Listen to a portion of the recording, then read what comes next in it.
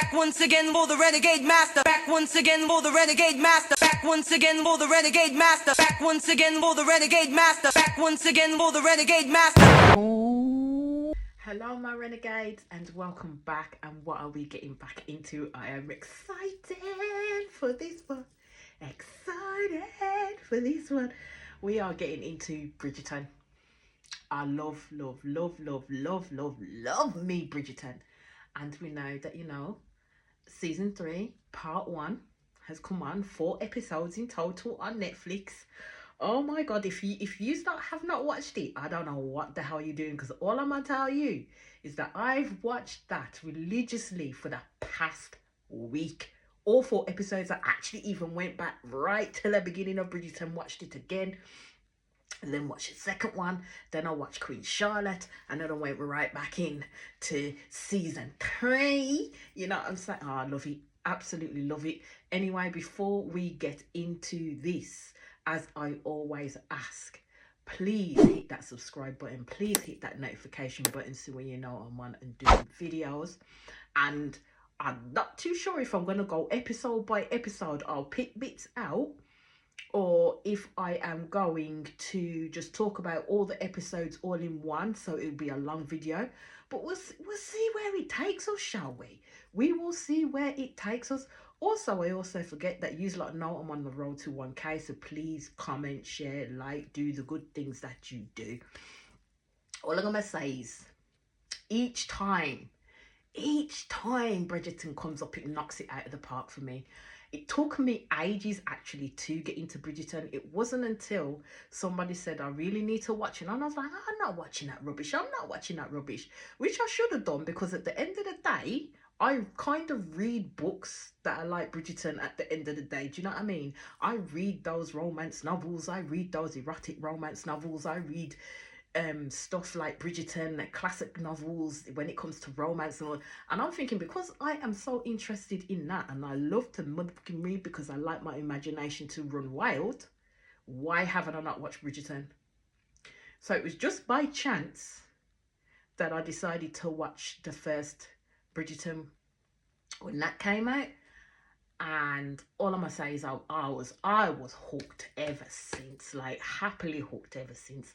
Now with this one, all I can say is Shonda has knocked it out of the park.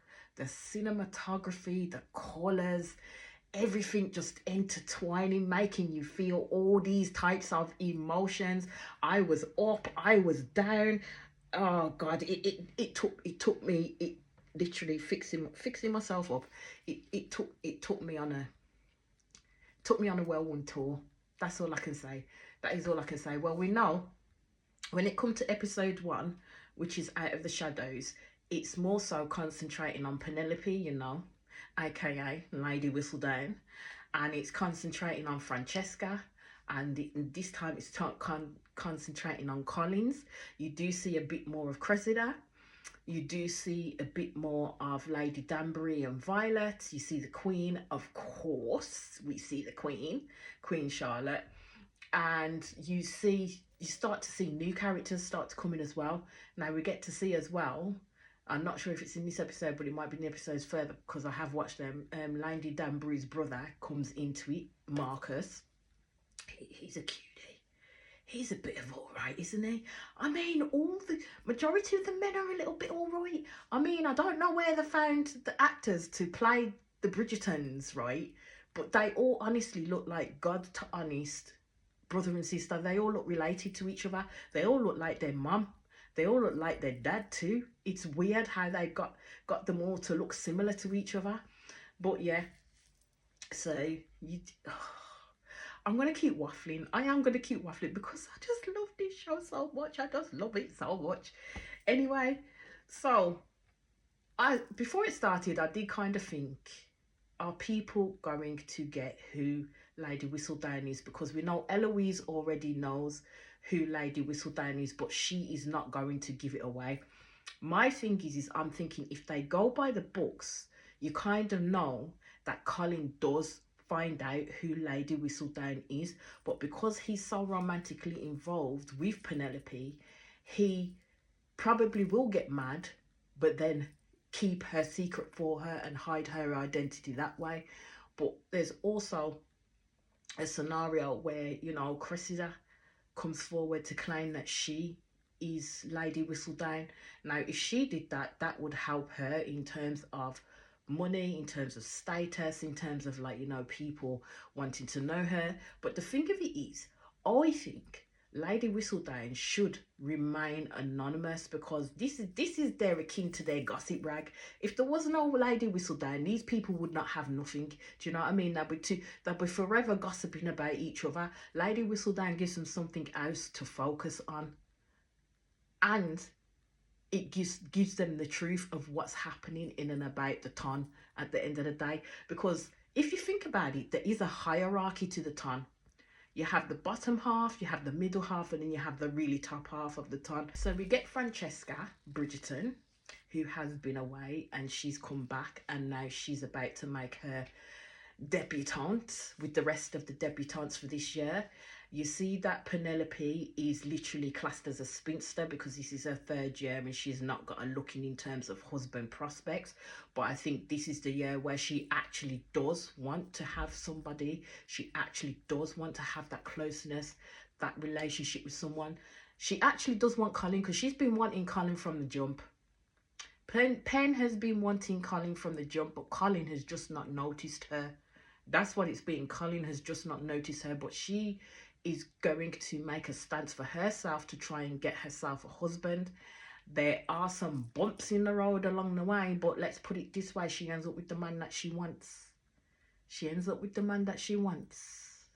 So it worked out for her well, I would say it worked out for her in the end, but we still got to wait for the bloody next one to come on the 13th. I was gutted how can you show a trailer and then tell people it's not coming till the 13th of June? I was excited. Then I was like, oh, what am I going to do until then? Just keep watching them, I suppose. Just continue to watch them.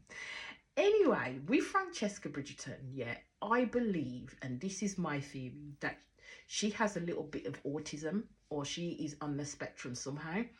And the reason why I say that is because she's the type of person who absolutely likes silence. Like, even when she met Lord Kilmartin, the black guy, even when she met Lord Kilmartin, and she was happy that they were able to stand in silence because they were both kind of awkward together in that sense. It kind of worked with them. So, and she has an obsession with music. Music makes her happy. She doesn't follow the social norms of other people. And sometimes when you see her trying to speak to other women or speak to other men, she doesn't necessarily follow their social cues either, which makes me think that she struggles kind of in that area. And that's the reason why she's probably been away from the scene for a bit.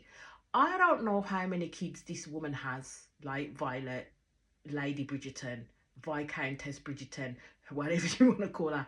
I don't know how many kids she has, but she seems to have a lot of children. She does. It's like one pops out of the woodwork each and every time. And you know what? It was only today, I was only years old, that I actually computed that the family is called Bridgerton and the show is called Bridgerton. So I was like, oh, so it's around them. Yes, I can be a bit dense sometimes. Sometimes it takes me a while to get to where I need to be, but I get there. So in this episode, you kind of see this man, this Debonoir man, get off the boat. Didn't know who he was until you see like the girls and that giggling in the street.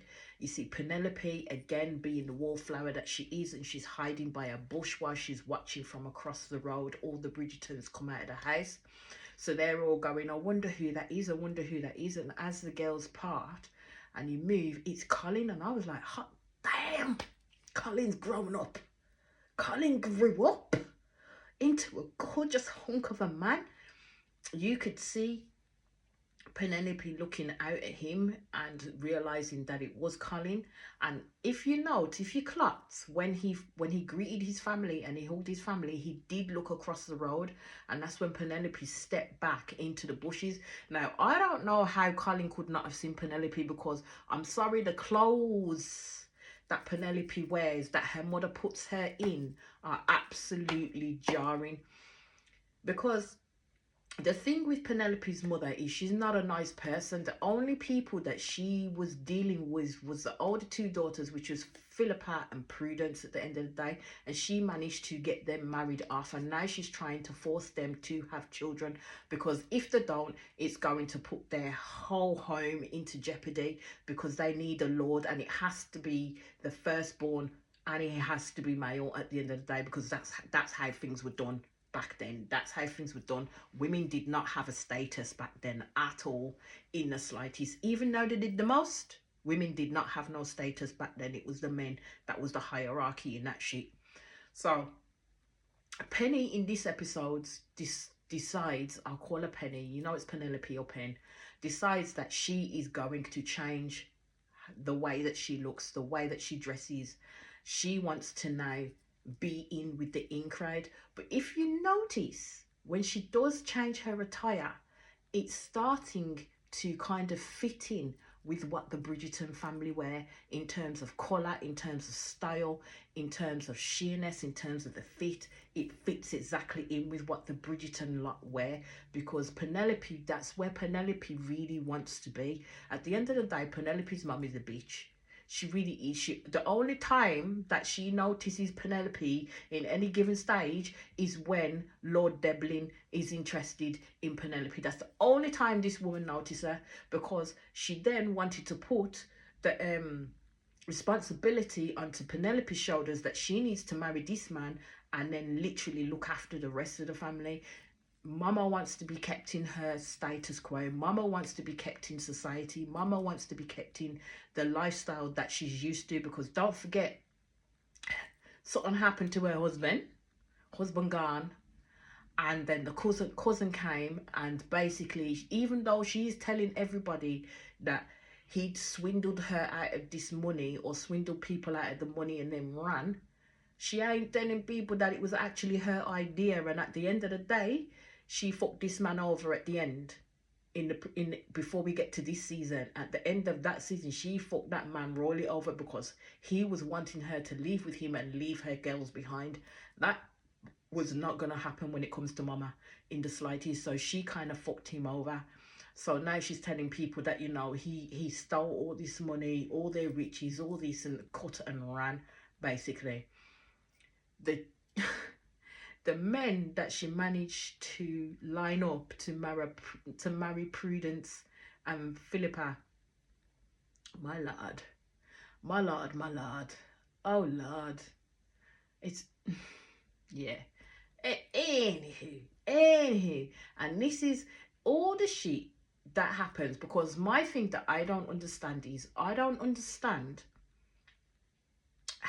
why people don't like Penelope. I don't understand why they're so dead set against this poor girl. Is it because of the way that she looks? Is it because, you know, she's not as tall, she's not as slimlined as all the other women up in that place? I don't get why they really set to about this girl. They really don't like her for some reason.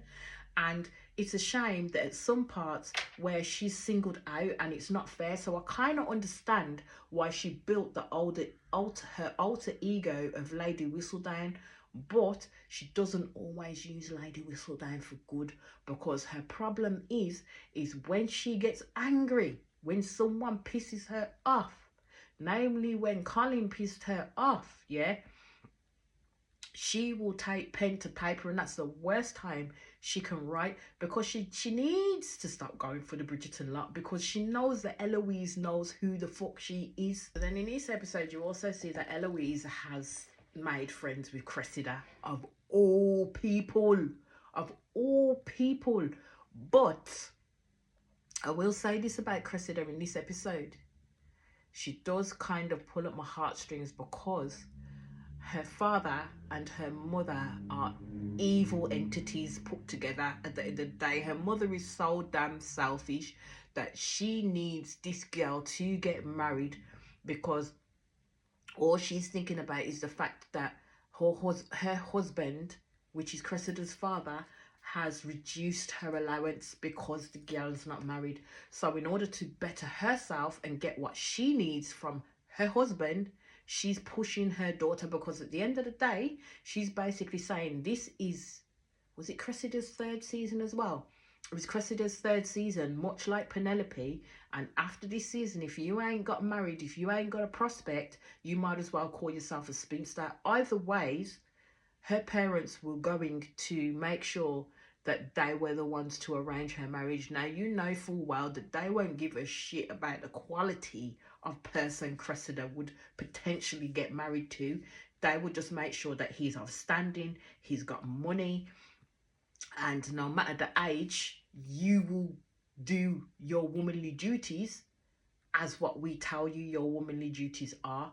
So again, even the children, no matter the age of them, were treated as possessions, especially when it came to the girl children. When it came to the boy children, it was a little bit different. Like, for example, when you see the Mondriches, and the Mondriches is the guy, I can't remember his name, but he owns a bar and he was a boxer as well, and he's got a beautiful family, including the wife who helped him in the club.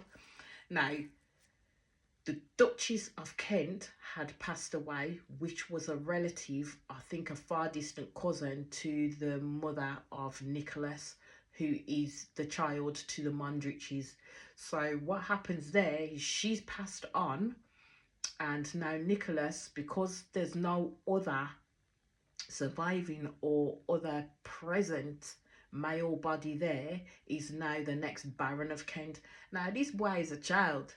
Him a child, he don't know what the fuck he's meant to do. But this is where it comes in terms of that society where he's going to get moulded. He's going to have expectations placed on his shoulders.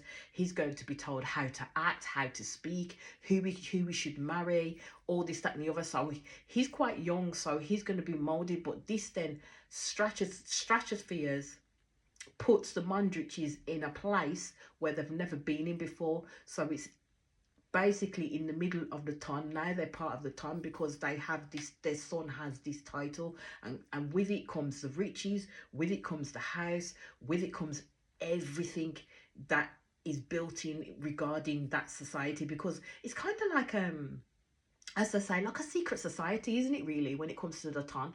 It's like with any type of society, you have your working class, you have your middle class, you have your upper classes. Never the twain shall meet at the end of the day. But if you happen to jump into one of those stratospheres, then everything else is null and void and remains different. Now, Mr. Mondrich really wants to keep a hold of where it is that he's come from, which means him keeping a hold of the club that he's got. But the people of the ton, and especially Queen Charlotte, will frown upon him if he continued in that vein, basically. So then the responsibility comes to his wife to then try and make him realize, well, no, you can't be doing that. If we want to build this lifestyle and be within this lifestyle, this is the rules that we have to follow. In certain aspects you can make your own rules, but in other aspects you can't. You have to follow the herd. So then you see our Penelope, because I do like Pen. I really do. I really do. Getting ready, and she makes her grand entrance and shows off her new look. The dress complimented her. Let's just put it this way. I am shocked that in real life, the person who plays Penelope is actually blonde. She really looks good as a redhead. Like, really looks good as a redhead. And I am shipping it. I really am. I'm shipping definitely Penelope and Collin being together in real time. Like, honestly, being together in real time. Because the chemistry that they have just literally lights up the screen. It's believable. It makes you sink in and say, do you know what? I need me someone that looks at me the way that Collin looked at Penelope in that carriage. And if you've watched it, you know what the hell I am talking about. Like, seriously. Eat me alive, my guy. Eat me alive. Anyway, so when she comes down them stairs, that's when everybody takes note, as if to say, bloody hell, she's gorgeous. And she is. She's hella gorgeous, is Penelope. But the one person that needed to see her in that light was Collin, and he did.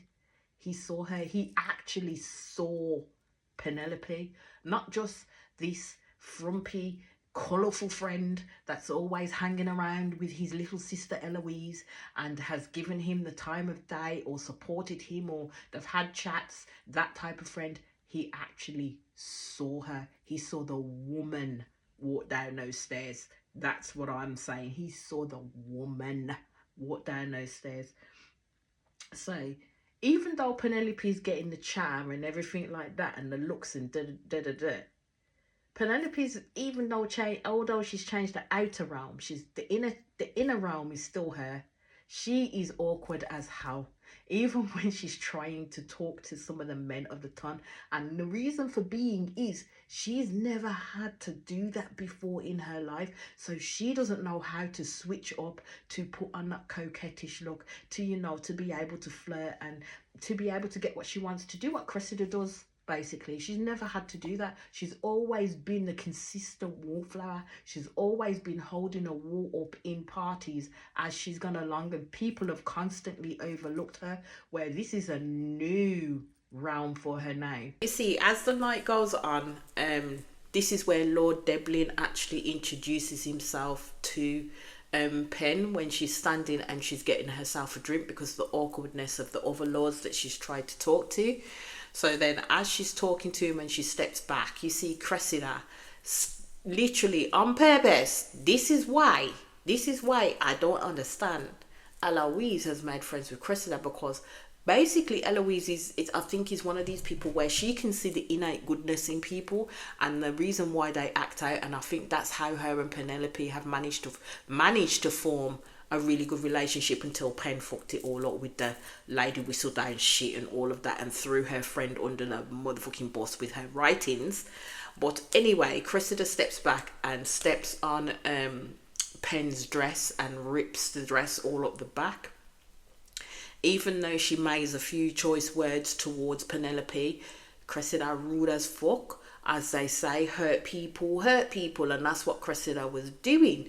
So you see Cressida walk off. Penelope is distraught, and you actually see Eloise having empathy for Penelope, but she doesn't really say anything to her, because I really do think she wants to be friends with Penelope, but she's trying to stand on ceremony because of the shit that went down between the both of them. But I'm thinking Eloise needs to let bygones be bygones with this girl. I understand the devastation that Pen caused when she put pen to paper as Lady Whistledown, but she says that she was doing it to protect Eloise, but essentially she wasn't. She first and foremost, she was doing it to protect herself and her identity. Second and foremost is when she was doing it to protect Eloise at the end of the day, but she made Eloise kind of be ostracized within the realm of the tandem, as I should call them, at the end of the day. So you then see Pen literally run off out the room. You see Collin run after her. You see Eloise run after her. And I'm kind of like, well, Eloise, what are you going to do? What are you going to say at the end of the day? Because you stood there and watched the girl ruin your friend's dress. You still got those innate friendship feelings for this girl. You love this girl at the end of the day because she's been your friend from day dot. Those feelings don't just shut off. You are not going to, yes, you may not be talking to Pen, but Eloise still feels responsible for her friend. She still feels that responsibility towards her. So as Pen manages to run off, Collin didn't catch her, and then that's when Collin does turn to Pen and say, basically to Penelope, why have you pushed Penelope to one side? What has she warranted to make you do this to her, to create this ire that you've both created between each other, and the fact that you've made friends with a person like Cressida? Now, I thought at that stage Eloise is going to tell Collin, but Eloise don't say nothing to Collin at all. You can see exactly what Eloise is thinking. That you don't know the half of it, my brother, but I will take your ire into me because I'm still not going to share the secret of Penelope. And that tells you the essence of a good friend, because Eloise, no matter what, will not share Penelope's secret, will not do it, won't do it in the slightest, won't talk to her, but won't share her secret, won't be that person. So Collin does manage to catch up with Pen, and she's catching her breath after running down there's going up the stairs, you know. That girl's got some breasticles. I ain't even playing with you. All I'm going to say is the costumes, the whole cinematography of it all, the buildings, the language, how they speak, the inflections, everything about Bridgerton just draws you the fucking, like seriously draws you the fucking. And if you have not watched it because you think, nah, it's too airy fairy or it's this, that and the other for me, I'm telling you, you people need to get onto something, because Bridgerton is the best. It's the best, like seriously. Anyway, so Collin does speak to Pen, finds Pen and speaks to her. And he does try to compliment her, but she's not accepting his compliment at the end of the day. So basically, Collin does speak about the fact that he did write her, but she didn't necessarily write him back, because when he used to go away, they would write each other. That's rather telling in regards to their relationship. I don't think they were started off as friends. I think they was naturally going to progress to something more, but it was very slow going because Collin essentially did not see Penelope. He overlooked her until it comes to now, to this penultimate episodes at the end of the day. So Collin turns around and says to Penelope that he missed her. And she basically turns around and said, yeah, you missed me, but you wouldn't court me, and tells him exactly what he said from the previous season when he was jarring, laughing and joking with the jocks of the tandem at the end of the day. And then he realised that Penelope overheard him. Collin.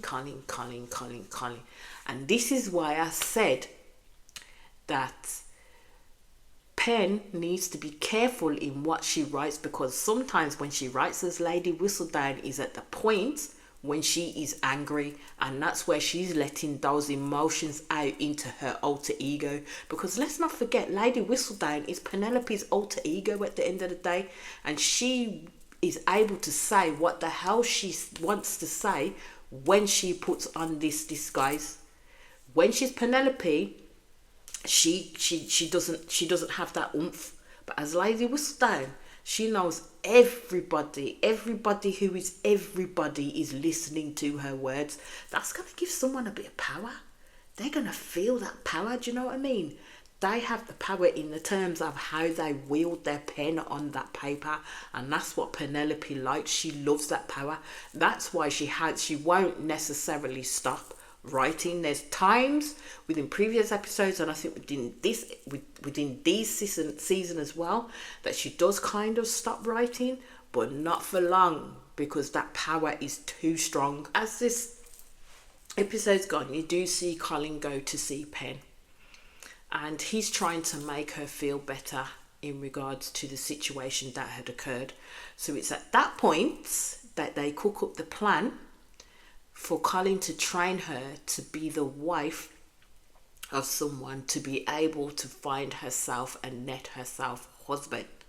So basically, Collin is going to be the master, and Pen is going to be the dutiful student. And if you've watched it, you know how that works out. We really do know how that works out.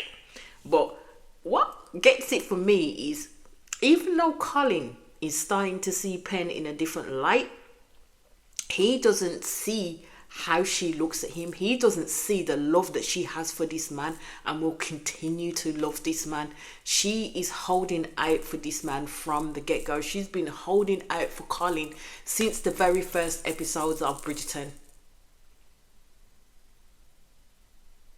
And the reason why I'm silent is someone can say something here. You can try and disagree with me here, but I'm telling you, she has been waiting this man out waiting him out. She has been playing the long game, hoping that he will see her.